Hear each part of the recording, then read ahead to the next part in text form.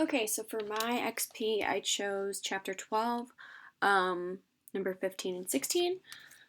And to review it, we can go back to section 12.5. But so number 15 says on the Titanic, the probability of survival was 0.323. Among first class passengers, it was 0.625. Were survival and ticket class independent? Explain.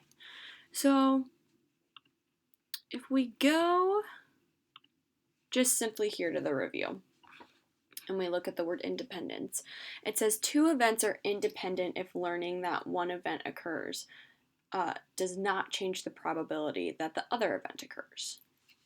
So here in this question, we see that the probability of survival was 0.323.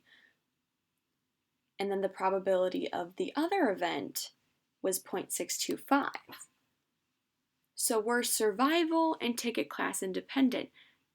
Technically, they're not independent because we learn that the one event of survival changes the probability. The probability of survival changes depending on the ticket class. So if I have a higher ticket class, my probability of survival is higher than if I was just part of the general population ticket class.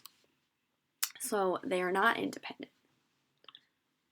For number 16, it says if the sex of a child is independent on all other births, is the probability of a woman giving birth to a girl after having 4 boys greater or smaller than it was on her first birth? And for this one, we have to think of everything is independent. So the probability of having a boy or girl on her first child was 1/2, 50%, right?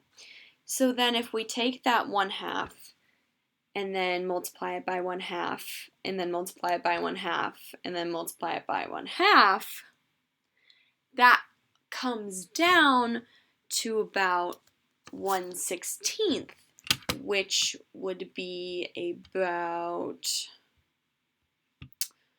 about 6% as opposed to 50%. So her chances actually get smaller since her first birth